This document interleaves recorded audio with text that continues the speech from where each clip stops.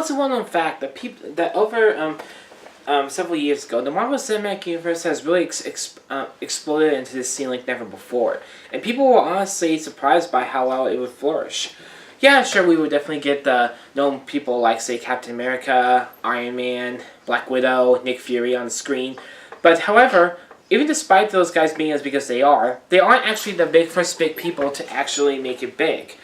Marvel has actually had a long history of other known superhero teams, like, say, the Power Pack, the Avengers, okay, I just said that, and especially for today's film, the Guardians of the Galaxy. For those who don't know about the Guardians of the Galaxy, in the comic books, they were a ragtag team of outlaws who basically come together. The original group includes people like Star-Lord, aka Peter Quill, a man of both alien and human heritage, one of Thanos' daughters, Gamora, whose other daughter, Nebula, became part of the films.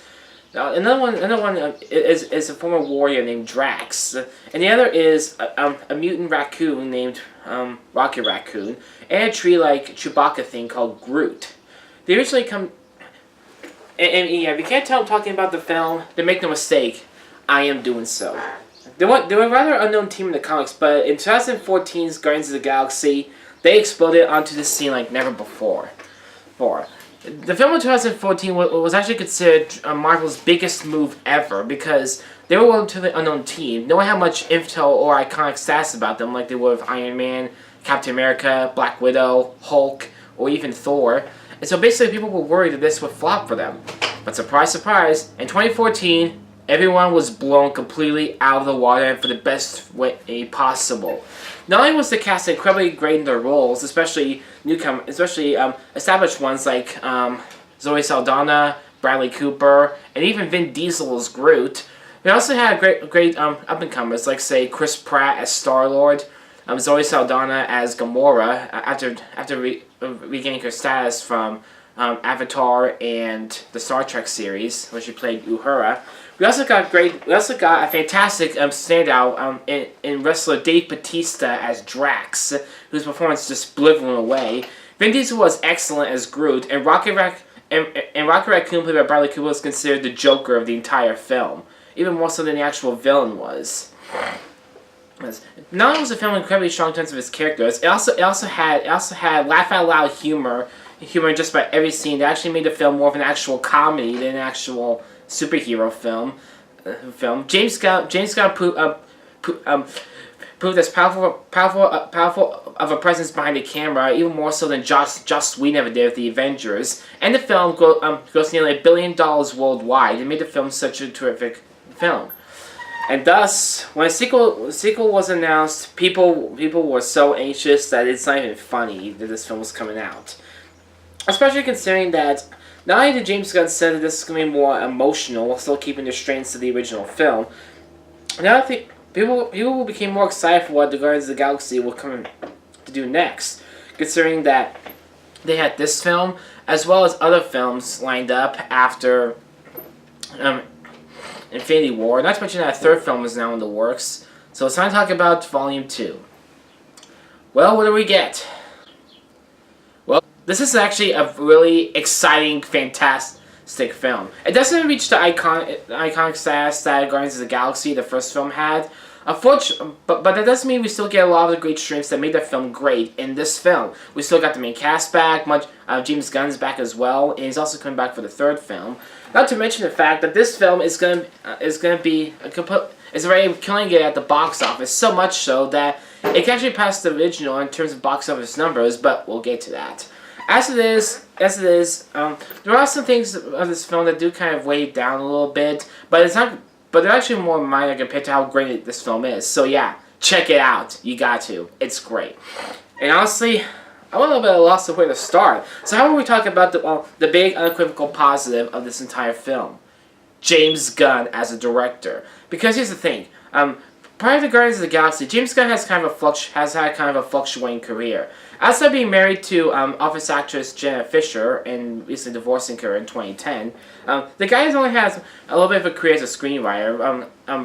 He basically wrote the two turds, Scooby-Doo turds, known as the first film in the early 2000s, as well as its sequel film, Monsters Unleashed. And however, with this film, he proves that not only can he write a good screenplay if given the great material, which was proved in the first film, but he also had great chops to him as a director, and proving himself. And he proves himself once again capable in this film. The action scenes are extremely well. He knows how to center the camera to capture the emotions perfectly. Not to mention the fact that even if he can't, that at some points he can't reach Joss Whedon and his level of intensity, he still manages to keep him engaged, enthralling, and especially entertaining as heck. That being said, however, this does bring us over to the cast. The cast. And like I said, guys, we get the original cast back. We get Chris Pratt as Star-Lord, who knocks out the park yet again. Zoe Saldana as Gamora is a lot more exploded, a lot better. We also get another great performance from Rocket Raccoon by Bradley Cooper. Vin Diesel as Baby Groot. I loved every second of him. Drax was a lot more funny, and Dave Bautista just proves that this guy is the next Dwayne "The Rock" Johnson, if not more.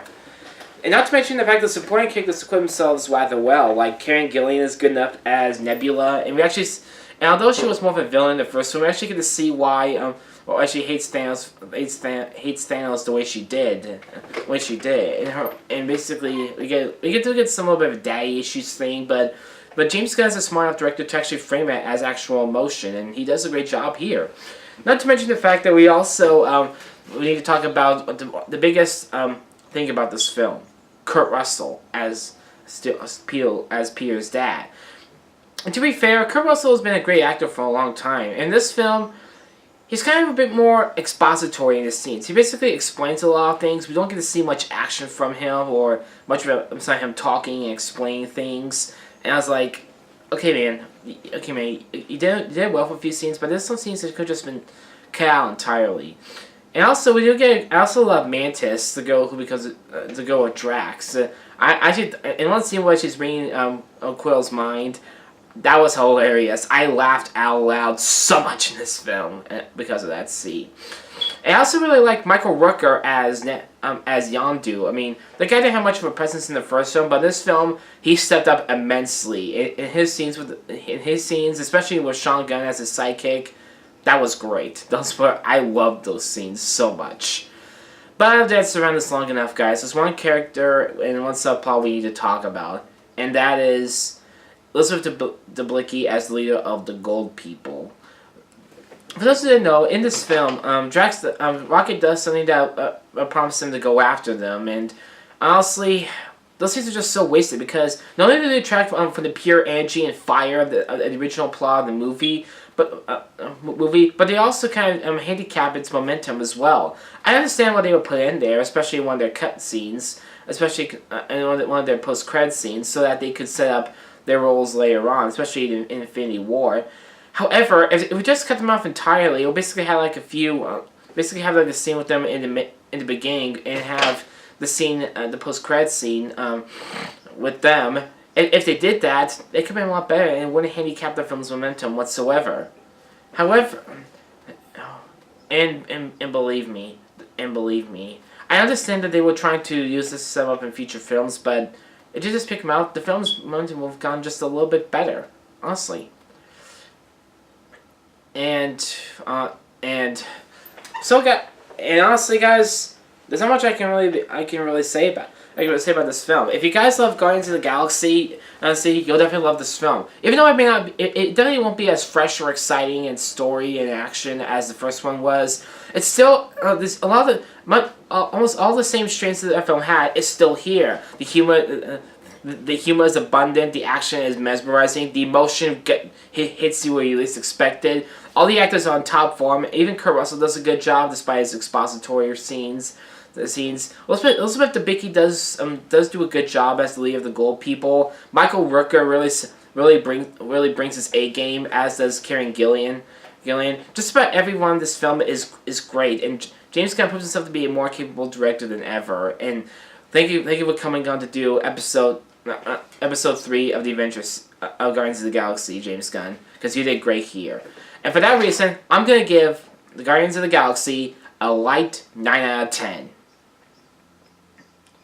Thanks a lot for watching.